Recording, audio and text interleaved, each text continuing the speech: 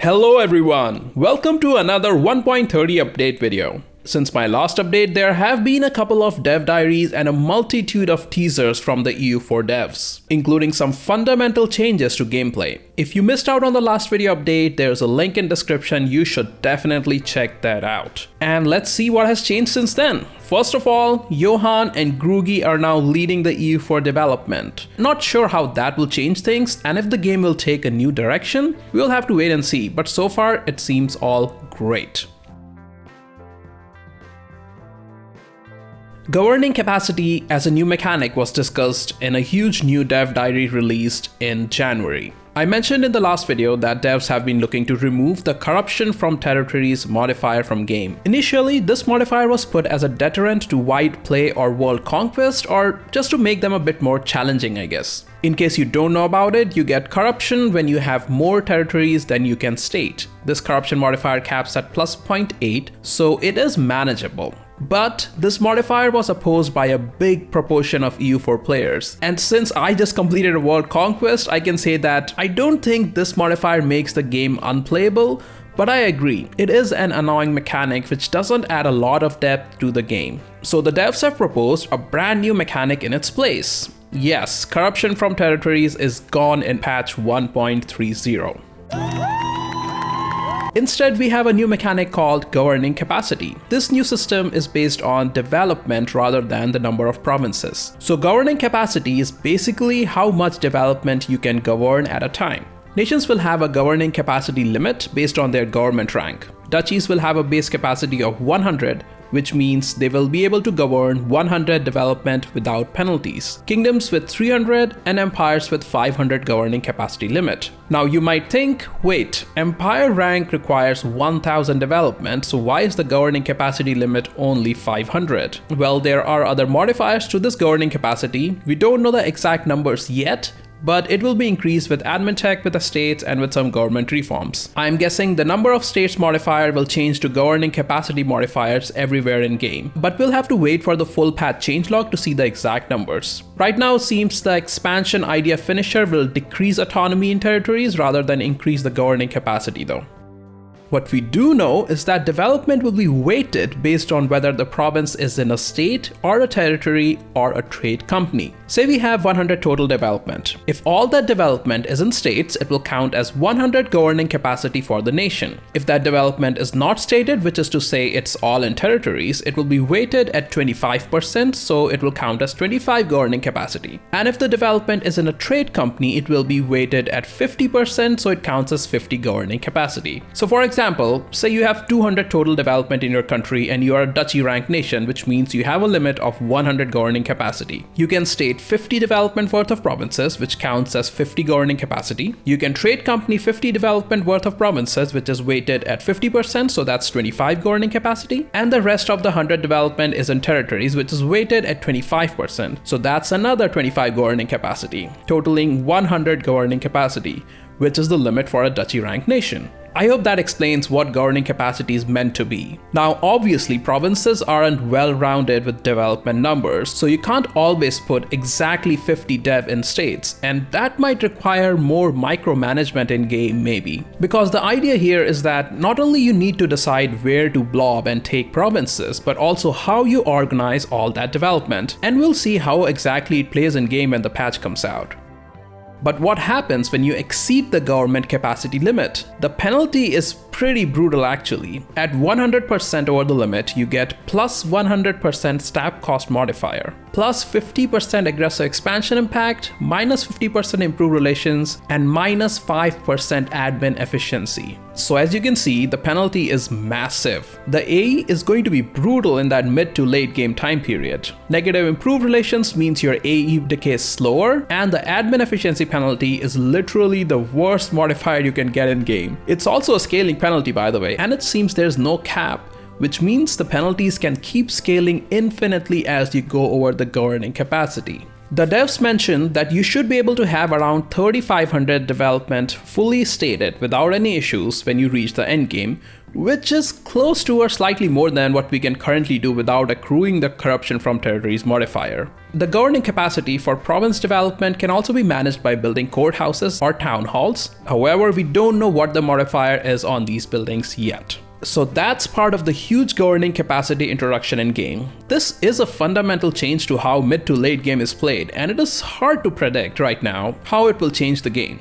And I say late game, not just wide play or world conquest playthroughs, because earlier, with corruption from territories, the corruption penalty was dependent on the number of provinces, while now with the governing capacity limit, the penalty will be dependent on total development. So this limit also applies when you're playing tall. It's a huge change. I think everyone will be building courthouses or town halls in all provinces honestly, but we will see how the game plays, how the AI handles the new mechanic, and how the multiplayer meta changes when the patch comes out. We can only theory craft and speculate for now.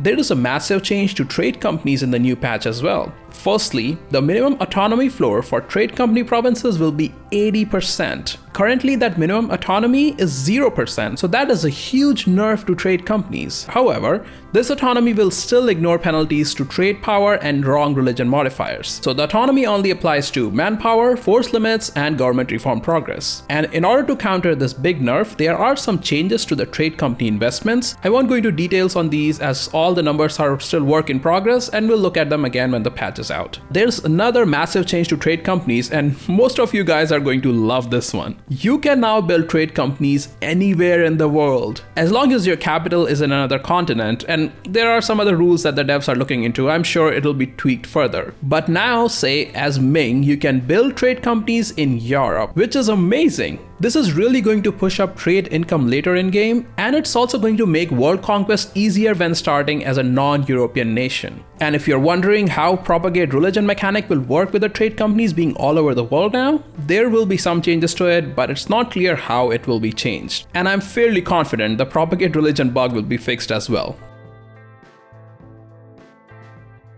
Hegemony is another new EU4 mechanic to spice up the late game. Now, a great power will be able to declare themselves as a hegemony. There are 3 types of hegemonies, each have their own requirements and bonuses. There's economical hegemony, military hegemony, and naval hegemony. To become an economical hegemony, you need to be a great power with highest monthly income, which needs to be at least 1000 ducats per month. The bonuses you get from these hegemonies are interesting. You get a base bonus, then 3 scaling bonuses which scale up the longer you can keep the hegemony. It maxes out in 20 years, at which point you also get a finisher bonus. You will also lose the scaling bonuses slowly if you don't fulfill the hegemony requirements anymore. So for economical hegemony, the base bonus is plus 100% manpower on all merc companies recruited, which is pretty awesome considering how precious manpower is going to be in the next patch. The full scale bonuses are plus 10% merc discipline, plus 10% goods produced modifier, and minus 20% autonomy in territories. And as a finisher bonus, you get plus 33 governing capacity.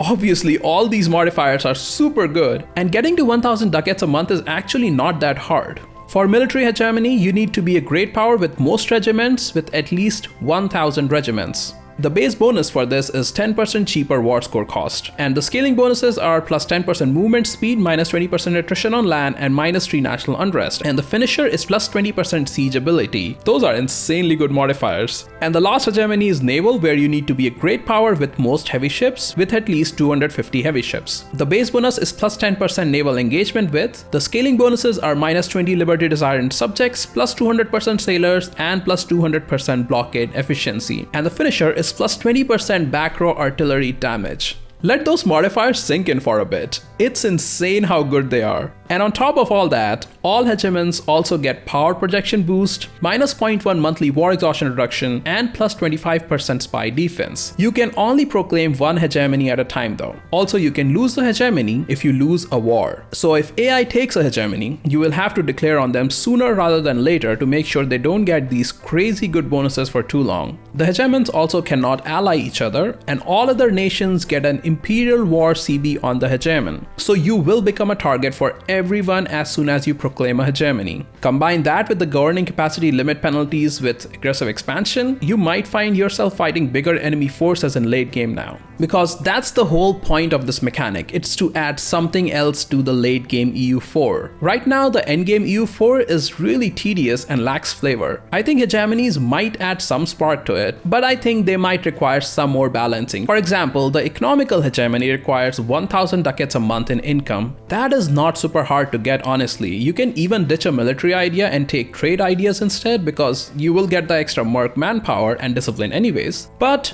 all that speculation right now. We'll wait for the final tweaks on these numbers and see how the mechanic plays out in game. The new naval hegemony has some strong modifiers, but you might think, who even makes 250 heavy ships? How many times have you really played a full naval game? Because let's be honest, naval side of the game is rather underwhelming. Historically, naval supremacy was an important part of maintaining control and projecting power, so it's good to see that devs are pushing changes to the naval side of the game, and there are more naval changes coming in other than just the naval hegemony mechanic.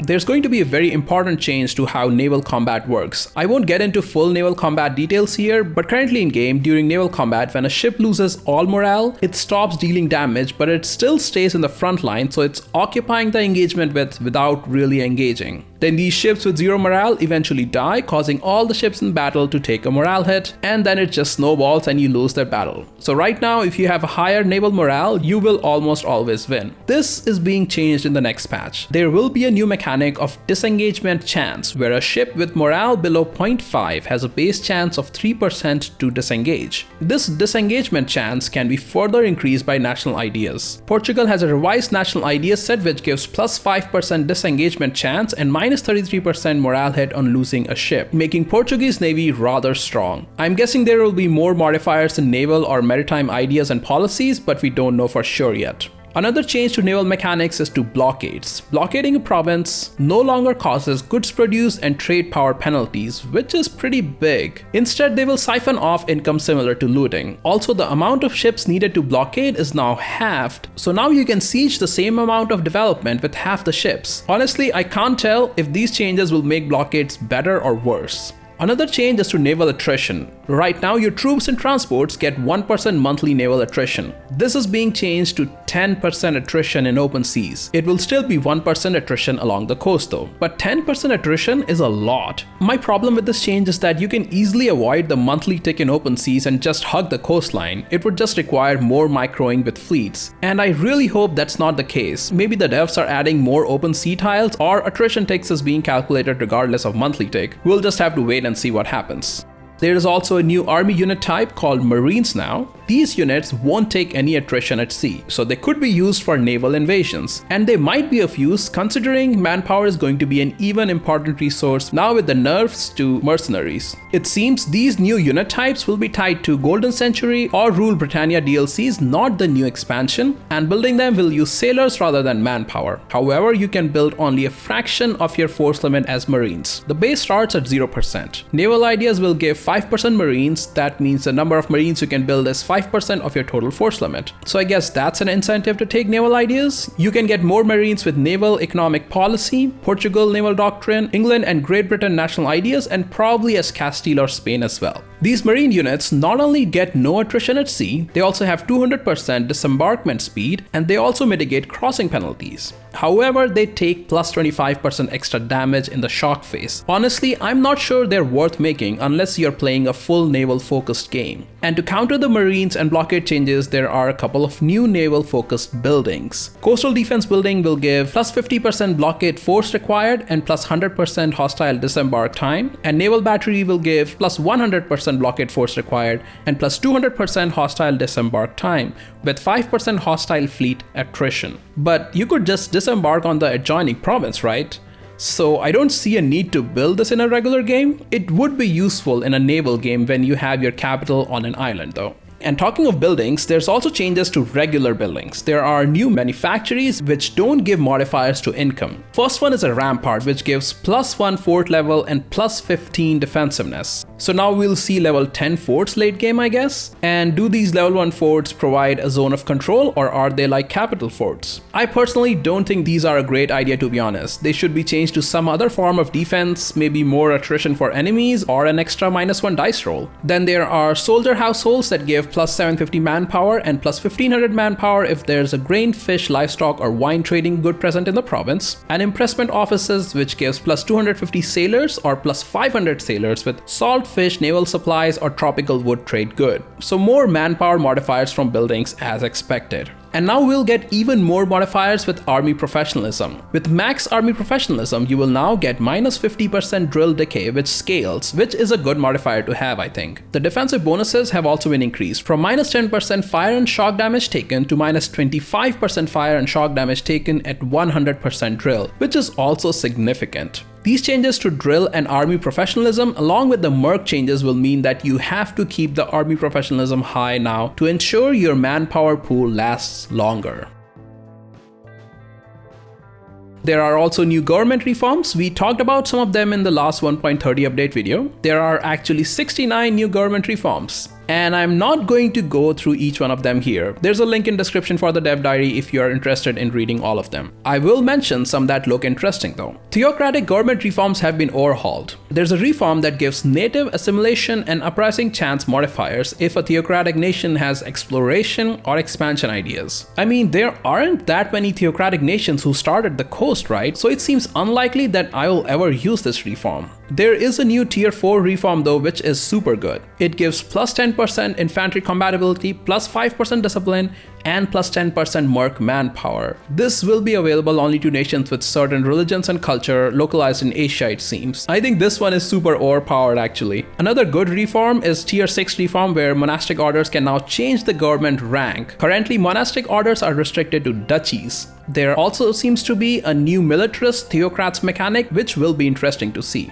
There are also some conversion bonuses in tier 7 reform, thanks devs for that. And for final reform, you can get war score cost reduction versus other religions, or a global crusade CB along with minus 40% cost for forcing religion through war, which is pretty great. Now I want a new achievement to convert every nation in the world to your religion without actually converting the provinces themselves. It could also make for a new interesting one faith strategy. Outside of theocracies, there are a few interesting new government reforms as well. Austria can now get minus 33% liberty desire from subjects development, which is super useful when playing as Austria, and also one that gives plus 2 monarch diplo skill. There are also a whole new set of reforms for revolutionary government, which look really strong. There's culture conversion cost discount for easier one culture runs, harsh treatment cost discount for more absolutism, stab cost discount, army morale, manpower, plus 2 tolerance of heretics and heathens, province war score cost discount, national unrest modifier, plus 10 admin efficiency, plus 1 monarch admin and military skill. Some of them are of course mutually exclusive, but some of those are the definition of overpowered modifiers if I've seen one. Revolutionary nations right now are good, but these new government reforms will take the revolutionary nations to another level, and definitely is going to make late game blobbing slightly easier. Hordes can now also get plus 33% power gain from raising, which is a modifier I didn't think we need. This will make hordes even more powerful with a solid snowball potential. Now we have different tiers on defenders of the faith mechanic. The tiers will depend on how many countries follow that religion. For 1 to 4 countries, the defender of faith gets plus 1 missionary and minus 10 missionary maintenance cost. For 5 to 9 countries, you also get plus 5% army and naval morale and plus 1 prestige. For 10 to 19 countries, you also get minus 0.03 war exhaustion reduction. For 20 to 49 countries, you also get plus 20% manpower in true faith provinces, which is actually really nice. And for 50 plus countries, you get all the above and also minus 20% missionary maintenance costs to all who follow the true faith religion. This is an interesting change. You need more countries to follow the religion, not just number of provinces or total development. So it seems this might be an attempt by the devs to add another style of play where you don't take all the provinces for yourself, but just force convert countries. It also synergizes well with the theocratic reform where you get 40% discount on force converting others to war. For me, the best part about this change is that now you won't get tech cost penalties when taking the defender of faith bonus, which is great. There's a small change to rebels as well, where now you have the option to provoke rebels once they reach 50% progress. This will spawn the rebels immediately, but the rebel strength will be plus 50% as well. So you're fighting a bigger rebel stack, but now you can time it better. It cannot be done while you're at war, so you can't kill enemy armies with your rebel stack, but I think you can still cheese it, say if an enemy army is passing through. Hopefully the devs can tweak this further so the rebel spawn is either delayed or maybe it happens only at month ticks. These are all brand new mechanics and I'm sure they will be tweaked further. All I want on Rebel side is for the Rebel size to be balanced, because sometimes the Rebel stacks are way too big compared to the province development. There are also many quality of life changes that have been teased. You can now tell your army units which army to attach to, which will decrease some microing, and I am all for it. Anything that decreases click fatigue is great. While fabricating claims, you will now be able to see the development of the province, which is very convenient. When declaring war, you will now be able to see the army strength of war enemy and allies. It also seems you will be able to toggle war taxes so you don't have to click them every time you go to war. Because let's be real, no one remembers to click that button. There is now an option to disable endgame tags. However, this will disable Iron Man games. Endgame tags are a whole different discussion, but a toggle for them is a good option to have, I think. The capital movement requirement to other continent with 50% development is now gone, and there will be some new rules that are yet to be revealed about this new change. There's also an update for merchant republics because current province limit makes them not fun to play at all. So that 20 province limit has been removed. Instead, they will have a higher governing cost for development at plus 25% governing cost for states. I like this change a lot and I'm looking forward to playing some merchant republic games in the new patch. And the government reforms will not be locked behind DLCs anymore. Some specialized ones like Indian reforms will be locked to Dharma and the new ones will be locked to the new expansion, but this is overall great news. There are also changes to the missionary maintenance cost, which has been reduced significantly. There is a new Cornish culture and I'm sure a few hundred of you are happy to hear that one. And there have been talks of potential changes to cavalry as they aren't viable late game currently, some changes to absolutism or how it's generated, and some more changes to the religion mechanic. Also, the new patch or expansion will be called Emperor something. I'll finish this video by saying that I absolutely love these changes. I love the direction EU4 seems to be heading towards. All these changes are going to fix two main problems with EU4. One is that the gameplay currently is one-dimensional, which means wide play or blobbing is really the only fun way to play the game, as it has the most flavor and mechanics. And the other problem is the slogfest that is late game EU4. The changes to Naval system means now playing Naval would be more viable and probably more fun. The changes to theocratic government reforms means now we can play as theocracies and we won't be tied down to just duchies. Same for playing as tall merchant republics. These are all attempts by the devs to diversify how EU4 is played, which is a good thing. I approve. Plus the late game changes with the governing capacity limit, hegemonies, and revolutionary government reforms means there will be new events, flavor, and mechanics to look forward to in late game, which was one of the things I found severely lacking when doing the Kabu World Conquest, which by the way, if you haven't seen, you should check it out, link in description. The last 100 years when doing a wide play is boring. Majority of EU4 players will attest to this, and I hope this slew of new changes will breathe some life into it. All that said, these are a lot of fundamental changes to the game, and so it's hard to predict how the game will feel and how all these different mechanics will interact with each other. So although I like all these changes on paper, I am reserving my judgment till I can actually play a full game and experience it for myself. That was all the new changes coming in the new patch that have been announced till date. There will be weekly dev diaries coming soon, so you might see the next 1.30 update from me sooner. You are watching a Radiator's Guide. Thank you for your time, and I'll see you all in the next one.